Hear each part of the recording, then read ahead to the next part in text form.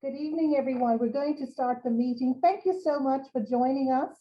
Right now, we're showing up as having 248 participants, and that's tremendously encouraging. We thank our parents, our staff, our leaders, our DOE leaders for being online this evening as we prepare to share about the at-home antigen testing piloting program. Since our community started dealing with COVID in 2020, I do want to acknowledge that you and your children, you've had to make so many adjustments and you've had to make so many sacrifices, even right up to until this week. We remain hopeful that our children will be able to stay in school and learn. We recognize that the best learning takes place when our children are in school buildings, and we want to do everything that we can to ensure that our students can remain in school. But while they're in school, we want to ensure that your children and all children are safe. And so this evening, we want to share with you about the at-home antigen testing pilot program. We are very hopeful that all of you will be prepared to be involved in the pilot, and that if you get involved or when you get involved, that you would commit fully to honor and to follow the procedures and protocols with integrity, because that is paramount for the success of the program. We want to begin by asking you to take a poll question, a very short poll question. Mrs. Hartley, are you able to put the poll questions online? I am. Thank you. If you can do that at this time, and we'll just give everyone a minute or so to respond to those 3 questions. How informed are you about antigen testing? Will your child participate in a voluntary twice weekly antigen testing program? And how confident are you in a program that depends on others self-reporting their COVID-19 results? So we invite all of you to take the poll at this time.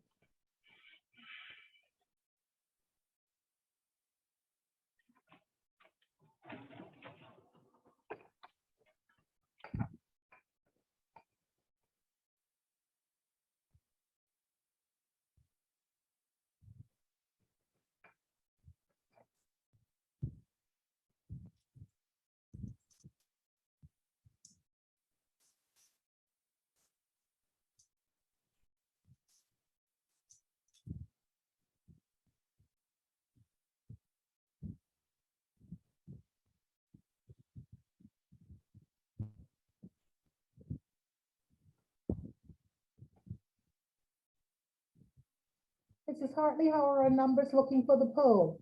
Looking good. Great. Can you share? I think we can share the results now. Wonderful. And I'll ask our facilitator, Mr. Johnson, to take over. Excellent. Thank you very much. Good evening, everybody. I'm Aya Johnson, and I will be facilitating this meeting today. Please feel free to drop any questions you might have in the chat, and I'll make sure they are addressed. So we have 48% of you think you're well informed, and another 46% are somewhat informed, where 6% are not informed at all. 89% will be participating in the program, and 9% are not sure, and 2% will not be. Confidence level in participating in the program depends on self-reporting. 18% very confident, 68% somewhat confident, and 13% are not confident at all. Thanks for answering all those questions. We're going to move on right now. Coming up first in our agenda is Dr. Talbot, who is going to give an idea of what the technical aspects of antigen testing. Is Dr. Talbot here? I'm here. You just can't see me because my camera is not cooperating. So good evening, everybody. My name is Dr. Talbot. I'm a pediatrician at the Department of Health. I see your children from birth up until the age of 21, and I am acting in the role of senior medical officer since April 2020. So pretty much for the bulk of this pandemic. And I'm also a parent of a child in the public school system, and auntie and friend to many, many, many more. So I would really be very interested to see us keeping our kids in school and doing it in a way that makes sense. This first slide here is just to show you the difference between the two things that we're talking about. The one on the right, which we're not really focusing on today, that is the heated machine that's used in PCR testing in a lab setting. The one on the left is the antigen test, which is also known as the lateral flow device. Before we get into the technical bits, just some tips for using them in case anybody still has not been able to, or still not had the opportunity, let's call it that, to use a lateral flow device. So the main thing is that you take the time to read the instructions before you do it, because looking at it can seem quite daunting, but if you actually take time to read it, look at the pictures, and take that pause before you start, is actually quite straightforward. So the most important thing from my side to communicate is that you lay the device on a flat surface. And that's because when you take your sample and you add it to the solution, and then you add it into that little well in the test kit, that little oval part, you're gonna see a pale pink solution creeping up that paper. So if the device is not laying flat, it may not give you a proper reading, or you may think it's not working. Okay, so the other thing is to set your timer and come back to it when it goes off. Don't read it too early, don't read it too late. Okay, and so you can skip the next slide for me, please. So before we go into anything, it's important to really understand what antigen testing is, and to go there, we have to understand what is an antigen. So antigens are molecules that the body responds to make that immune response. Basically, it triggers the generation of antibodies. And antigen can be, it's usually a protein, but it can be a lipid sometimes as well. So there is a substance that's embedded in the test kit that's searching for the antigens from the coronavirus. Just like antibodies in your body, the ones on the test strip will bind to any antigen in the sample. If the antibodies that it finds belong to, if the antibodies in that test strip find antigens that belong to the coronavirus, it will bind to it and it will give you that colored line on the test strip indicating a positive test. So rapid, accurate testing is essential when you're trying to contain a highly contagious virus, like, as we all know, COVID is highly contagious. And they are accurate when you're using it consistently. You can go to the next slide for me.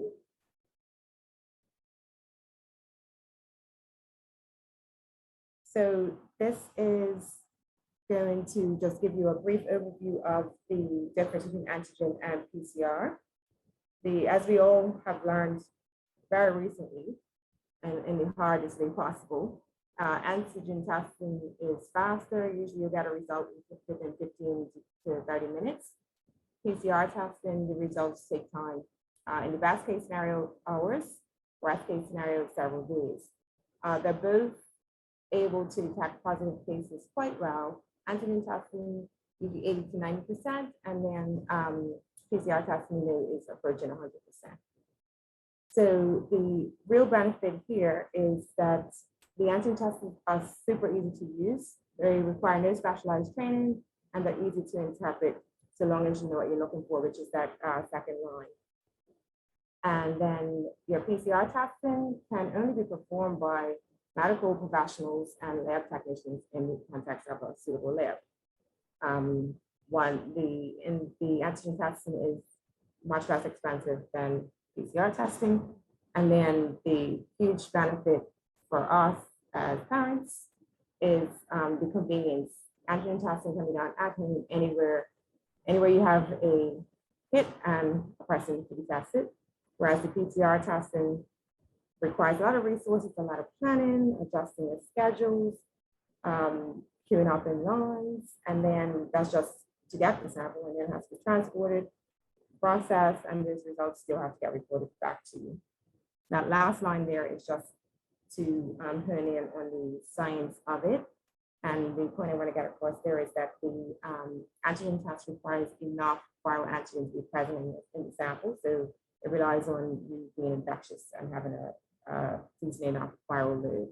Whereas the PCR test, it's amplifying fragments of the virus's RNA from the sample that was taken, and it can detect even the tiniest genetic evidence of the virus. The reason why the Department of Health is encouraging a move towards antigen testing is because of the volumes of samples needed to be processed, trying to screen people, and the need to have the results in a timely fashion so you can make decisions and action those findings. So the current approach, which is the saliva screening, it was suitable at a time when there were relatively low levels of accuracy. But during times like now, where you have high prevalence, you need to be able to act on results quickly. And rapid tests obviously can reveal a positive much faster than the can process. Now, the trade-off that you get in terms of accuracy, you gain from the speed of getting the result, and you gain from doing that follow-up repeat test in 2 to 3 days. So what that means in a practical sense is that if I test today and I'm negative, I test again in 2 to 3 days, negative, and I test again in a couple of days, and it's negative, you can be confident that that person who has consecutive negatives is not infectious, they're not contagious. So I'll repeat that. The reason why we repeat the test is to reduce the chance of a false negative. Okay, and the opposite is also true. I can be negative today, test again in a few days, negative, and then I test again in a few days. If I'm positive that day, the day that I'm positive is the day that I'm potentially a risk to people that I share space with. And that's really what most people are worried about right now, is being contagious enough to spread the virus to other people. So we're all trying to move forward and start living with this virus instead of being terrified of it. It's amongst us now. We're past the point of containing and keeping it away. It's here, whether we like it or not. The global shift from PCR is to preserve PCR for what it was intended for: clinical use, hospital use, people who are sick, confirming a diagnosis, and not for using it as a screening process. Globally, antigen testing is being used as a tool of choice for community use as COVID becomes more endemic in our societies and we figure out how to live with it and despite it. And that's the end of my presentation. I'm going to stop talking now. And Mr. Johnson, if there's questions that I should take now, let me know. If not, then I can wait to the end and we do all of the questions.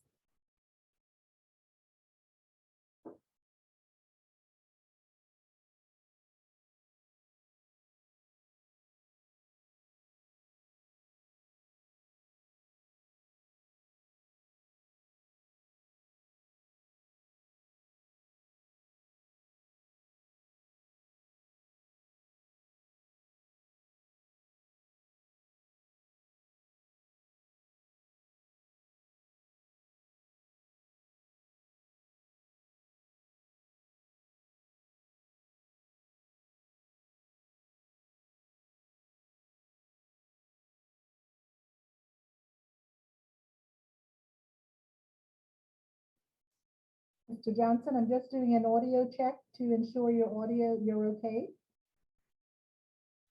Sorry, I'm sorry about that. My mic was on mute, sorry. I said I wanted to move on to Kimberly Mckeon's presentation. Some of the questions in the chat will be answered by Kimberly's presentation. So Kimberly Mckeon is a policy analyst with the ministry, and she will be speaking about the pilot program itself, giving you an overview of it and how it's going to work. Kimberly.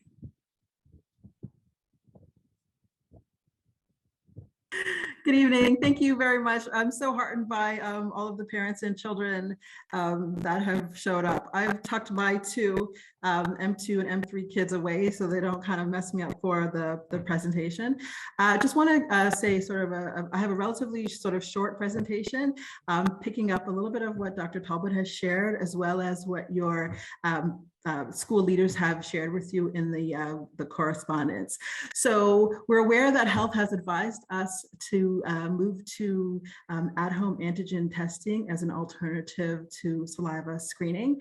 I'm hoping that some of you have seen this Swiss cheese model, this graphic, which just shows the different layers in terms of COVID mitigation measures. So at-home antigen testing is still a mitigation measure, and it is still part of a layered approach that schools will continue to be taking. Dr. Talbot also talked about a lot of the benefits of at-home antigen testing and did compare and contrast that with PCR testing. What I did want to add is that at-home antigen testing is much less disruptive or causes no disruption teaching and learning in school schedules because it is being done at home. Dr. Talbot also did talk about requiring fewer resources. So part of the move to antigen testing is also because it is a much more sustainable approach to screening testing, because it is something that will likely continue for the short to medium term. I did see a message in the chat about private schools doing at-home antigen testing. So I think probably most parents would be aware that it is something that is happening locally in private schools. And it also certainly is happening internationally in other jurisdictions. I did want to talk a little bit about the pilot program. I've gotten a lot of questions about why we're running a pilot versus just going ahead and rolling it out for the entire system. So there are a few different reasons why we have been looking to start with a pilot, mainly because we have a number of school sites and program sites. We have 36 separate schools and sites compared to, for example, private schools where they are individual schools that may have sort of one or two sites. So within our system, we have a lot of diversity in terms of families, in terms of students, school levels, ages, abilities, and so on and so forth. And so we wanted to be able to take the time to roll out the program, prepare people, communicate. We also wanted to be able to collect sort of feedback. Now, some of the feedback that we've received indicates that there is support for antigen testing, but clearly there is also a lot of support or preferences for saliva testing. So the interest in doing a pilot was to start with antigen testing, collect feedback, information, look at what the participation rates are at home versus at school, and be able to sort of make adjustments and improvements as we were moving forward. However, because of the backlog and some of the challenges with PCR testing, is that we have had to speed up the introduction of at-home antigen testing. So we do expect that it will be rolled out across the system much sooner. We still are going to keep the pilot because we still want to collect that information. We want to collect feedback. We want to develop, continue our relationship with you, and then use that information as we try to improve the rollout across the system. So in terms of a description of the pilot, we want all staff and students to participate. It will start on Sunday and run for 4 weeks. The tests are free of charge. They have been generously donated by a donor. And schools do need to record who receives the test because we need to track who is and who isn't testing. So if 80% or 100% of a school is receiving tests, then we're expecting 100% of those persons to actually report the results. So accepting the tests means agreeing to participate in the program. Requirements are pretty straightforward. You take the test, or your child will take the test twice a week, once on Sunday, once on Wednesday evening. Each result must be logged using an electronic link, and that will be provided to you. If a test date and time is missed, the test must be taken and logged the following evening. Now, these are requirements that we would expect, and they're also expected from the Ministry of Health. If a student tests positive using antigen test, they must not go to school, they must isolate, and the parent must schedule a follow-up PCR test, because PCR test is currently the diagnostic test. If that follow-up test is negative, the student can return to school. If that test is positive, parent is required to notify the school so the school can begin collecting information for the standard risk assessment process that the Ministry of Health conducts. And also persons if there is a positive PCR test, really must follow the instructions provided by the Department of Health. I did want to flag personal protection and privacy, because this was an issue raised by a number of parents when we rolled out the Saliva Screening program. I know COVID has put many of us in different places that we haven't been in before, and we've kind of been required to try to grow comfortable with the changing environment. And one of those areas certainly is reporting of sensitive information. Your reporting and your information will be treated sensitively and protected.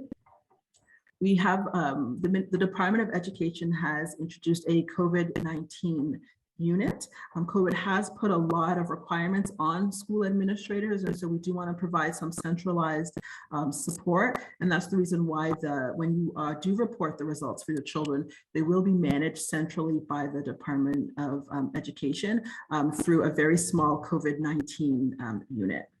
So we do need some personal information, because we do need to know who has and who has not reported. However, we are not going to be looking at your test results. So personal information attached to test results will not be used. So we want to see that these are the parents that have reported, and then the actual results will be separated from their names so that we can see, okay, who's the numbers of positives and negatives, but not who is positive and who is negative.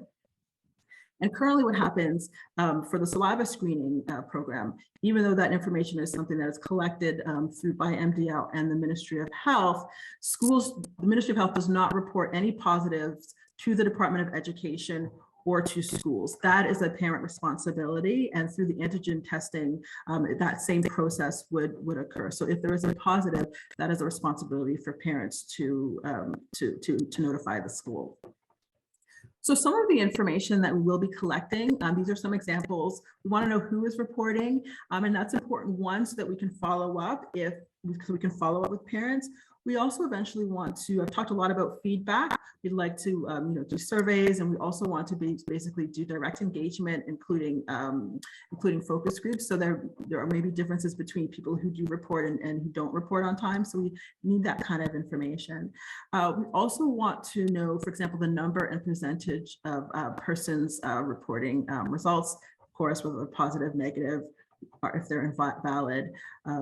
We want to know when the results are reported. So for example, if we're finding that a particular school, everyone's reporting a little bit late, then that's something that we can investigate and discuss and see if there's anything that we can do about that.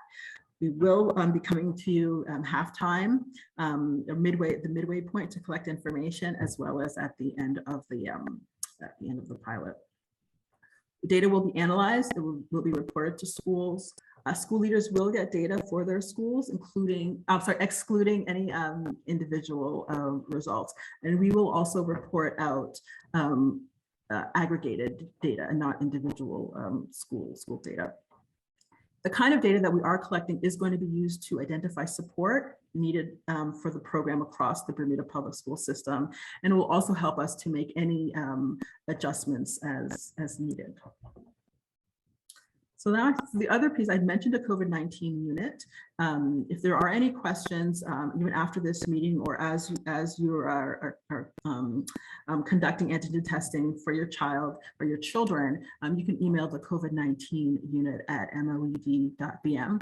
I'll also put that in that email address in the chat. And then you will be getting some additional information from the department. So we'll make sure that this information is in that correspondence. So I'm going to turn it back to the facilitator at this time. Thank you, Kimberly. Now there are quite a few questions and comments in the chat. There is one about a couple about children willingness to take the test. There might be some resistance, somebody says, and somebody else is asking about how to you know, get their children to take the test. We have somebody here who is a nurse and a parent who I think she has a 3-year-old, Danae Richards. Maybe she can speak to the question of getting very young children to get tested. Is Miss Richards here? Yes, I'm here. All right, thank you. Good evening. Thanks so much for coming. Like you said, I do have a 3-year-old. So I've done the antigen test on her probably about 4 times, mostly over the Christmas break, but I believe I've done it once before that as well. She actually gets colds quite frequently, so I anticipate doing the antigen test on her pretty often to determine whether obviously it's COVID or a cold. But with her, to get her to do the test, I definitely explained what I was going to do before I do it. Children don't really like to be surprised like that, especially with something that seems a little invasive to them. So I kind of did it as a counting game for her because, like I said, she's 3. I know you all's children are some of your children are much older.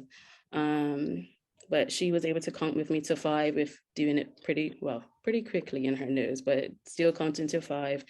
And sometimes I did have to take a break in between to get her to do the other side. But it was fairly simple. She didn't really make too much of a fuss any of the times that I've done it. And then she kind of got excited with the timers. Like, depending on the test that you have to do, sometimes you have to leave the swab in the testing liquid for a minute. Other tests sometimes don't, but she was excited to, like, when the timer went off after the 15 minutes, to go back and look and count how many lines were on the test. So I really kept her involved, and she was willing to do the tests when the time came to do them. Thank you so much. You having a party? Richards. Everybody, can you mute, please? Who's that? Next up is Shina Simons, who's going to just give us a brief look into the actual. Sorry, it's not Shina. It's Emmanuel Ferrer, who's going to show us a video about the actual test that we're going to be using. Emmanuel. Yes, thank you. Good evening, everyone. Thanks for joining us tonight. This is only a quick 2-minute video. At the beginning, you're just going to see, it just shows you what exactly is in every test kit, so you're aware of what the items in the test kit are. And then it's a quick 2-minute video of the procedures and how the test works and stuff. I strongly recommend that you read the instructions inside of the test kit when you perform the test for the first time. They're pretty straightforward. And then once you have your test results, then you could report them, and Shina could talk about that in a bit. But for now, it's just about a quick 2-minute video with how the test works.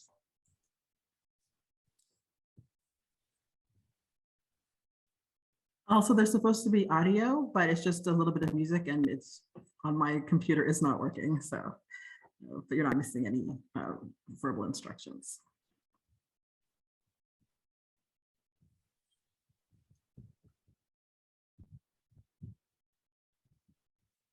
These are the kits that have been donated by our donor, and which are the ones that will be distributed.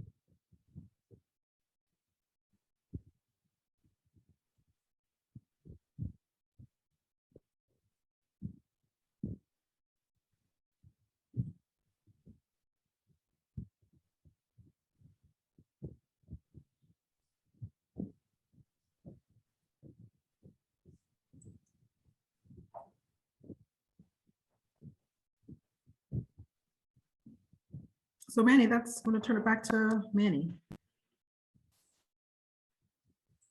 Yeah, so again, that was just a quick glance of how the testing works. As I stated, once you receive your results, again, please wait 30 minutes before you finalize what your result is, and don't go past an hour.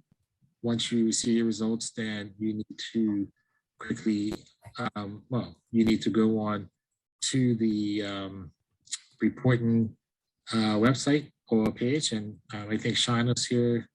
Is Shina here or? Yes, Shina Simons is the resource that will be managing the data. He's about to explain how you upload your results. I should say before he starts that there are almost 300 of you in this room, and we're obviously not going to answer all of your questions because there's just so many people. However, we are looking and recording your questions, and we'll make sure that answers are forthcoming. Mr. Simons. Good evening, everyone.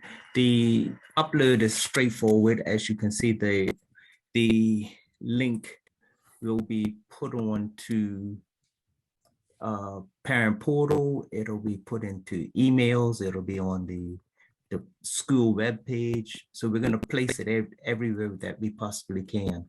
So go ahead, Kim. It's straightforward. Once you upload, there are times that some devices may have a problem. It may be blocked, but we'll also place the actual link, live link, so you can copy and paste it into your web browser. Go ahead, Kim. And it's just straightforward. Keep on clicking, Kim. You'll select the school. You'll select whether you're a staff or a student. And you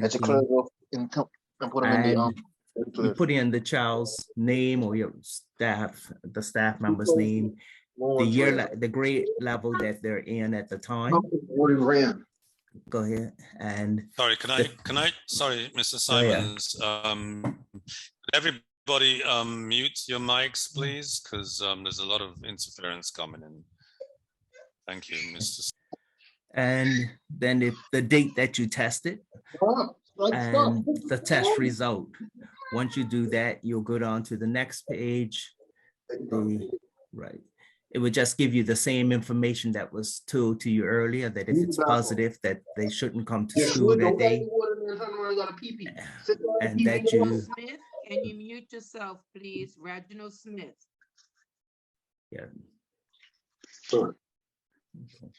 That you don't come to school that day and go ahead and arrange your follow-up test. So it's the same information that's been shared with you, and you go ahead and submit your information.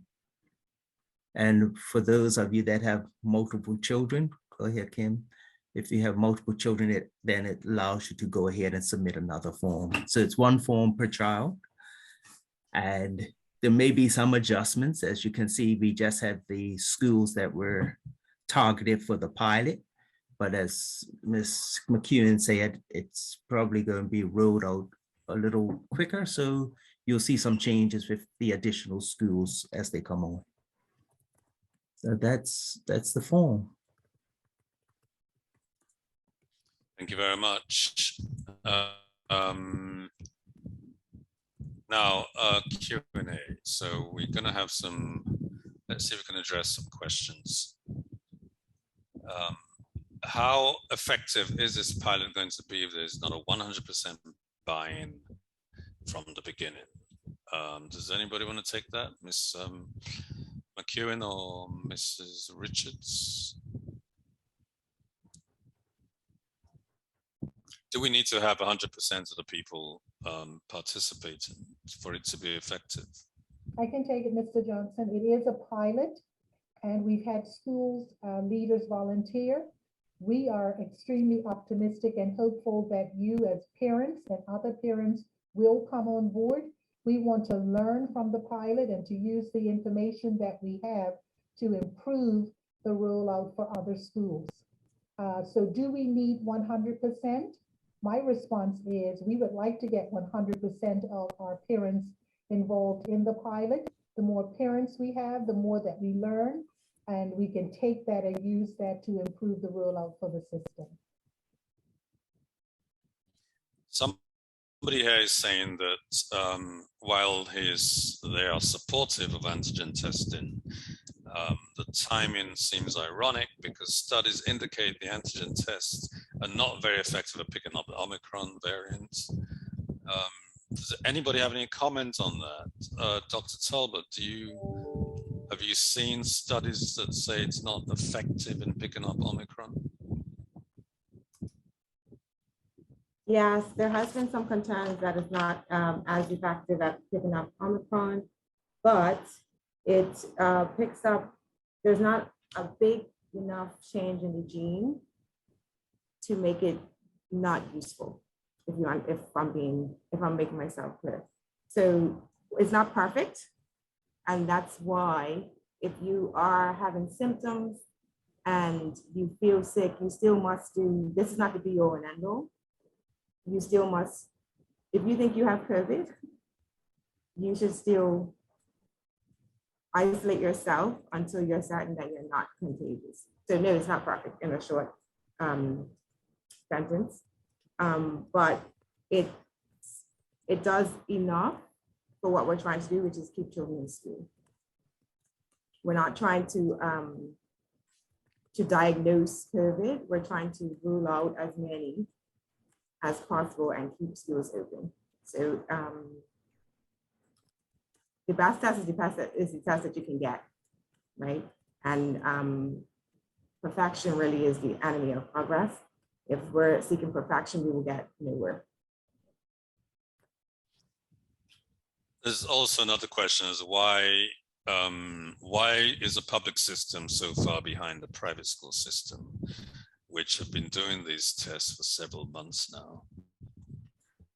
Sure, I'd be happy to take that. So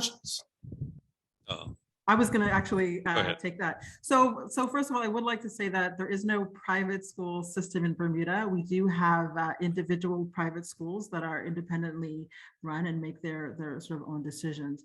For the private schools that have introduced at-home antigen testing, they at that time did not keep going with saliva screening program.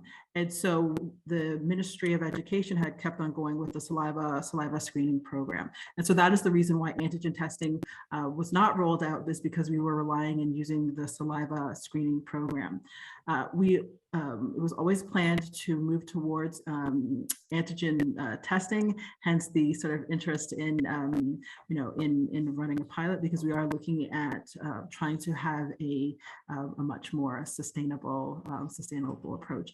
And I don't say this as a sort of an excuse, but we do have a lot of diversity. There's a lot of, as a parent and also as an employee who has to answer some of the questions, some people think testing should be all the time, and some people think there shouldn't be any testing. And so there's a lot of diversity in terms of both with staff as well as with parents, in terms of what the way forward should be. But because of the current situation, we have had to accelerate. I did also see a comment about once a week testing. A number of private schools are doing twice a week testing, but regardless, the Ministry of Health has advised that if we're going to do at-home antigen testing, that it should be twice a week, and twice a week for the reasons that Dr. Talbot has explained and gone over. A lot of concern about the self-reporting aspects of it, the trust, the honor system aspect of it. Mr. Richards, do you want to say anything about that? I mean, as somebody's pointing out, there's a lot of incentive for people not to report positive results, missing work, having to quarantine and all that stuff. The success of the program and keeping children safe in school depends on every parent who is participating in the program being honest about the results for the antigen test. When parents make decisions not to report a positive, what they're doing is compromising their child, they're compromising all of the other children in the classroom, and they are compromising staff in that classroom and in the school. And so this is an opportunity for parents in the Bermuda public school system to come together to implement this at-home antigen testing program and to ensure that they follow the procedures and that they report with honesty and fidelity. The safety of children, staff, and schools really depend on parents doing the right thing with their reporting.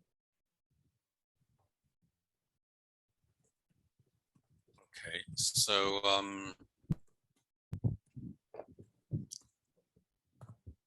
wow, so we do have to move on. I really want to thank everybody for their attention, and what we need to do is we have another meeting that's starting now with a few hundred people as well. We'll follow up with additional, if there's any questions that are really burning, we'll definitely find a way to address them, either in the newsletters or through your school communities. And having said that, I think the link has just been put for the reporting, has been put on the chat. So it's bermudaschools.family/antigen. And Mr. Johnson, can I just reiterate? Thank you so much, everybody, for attending this meeting. Yes. We are going to take the questions from the chat and send out the responses, and any additional questions can come into the COVID-19 unit email. But we will honor the questions and send responses later this week. Let's do the poll questions again before we go. Yes. Mrs. Hartley.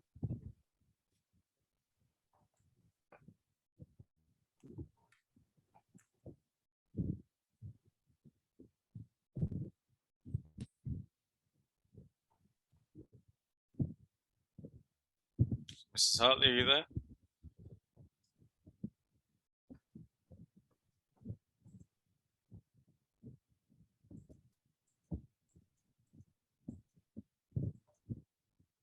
There is a question about recording. This recording will be sent, will be shared for people to review if they want to. Kimberly, can you put up the poll? Okay.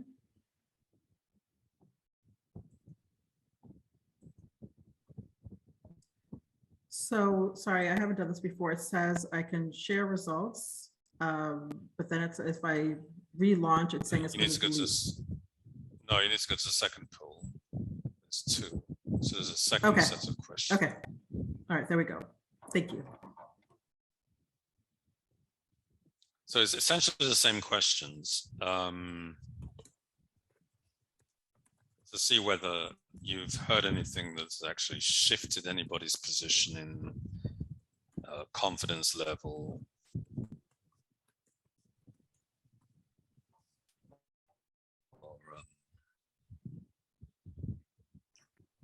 Or decision to participate.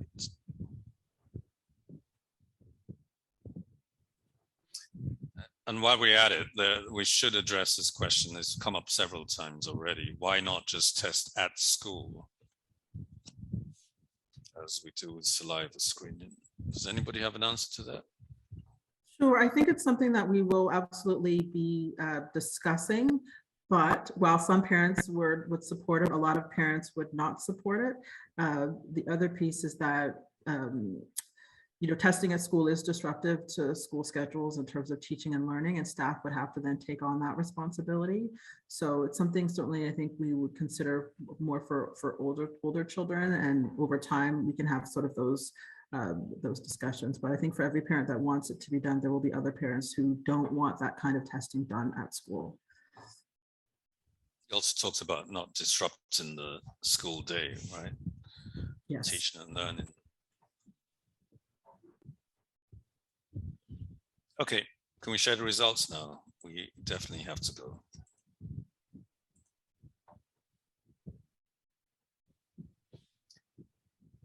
Okay, slightly better. 78% I think they're well informed, 22% somewhat informed, 91% are going to be participating, 6% not sure, and 2% will not be participating. only 16% are very confident in other people self-reporting their COVID-19 results. 67% are somewhat confident, and 17% are not confident at all. So that's something we need to work on, and we're going to do the best we can to, let people know that they need, as much as others are trusting them, they need to trust other people, or rather, the well-being of the school system depends on them being honest. Right, so thank you so much, everybody, for your attention, and I wish you all a good evening.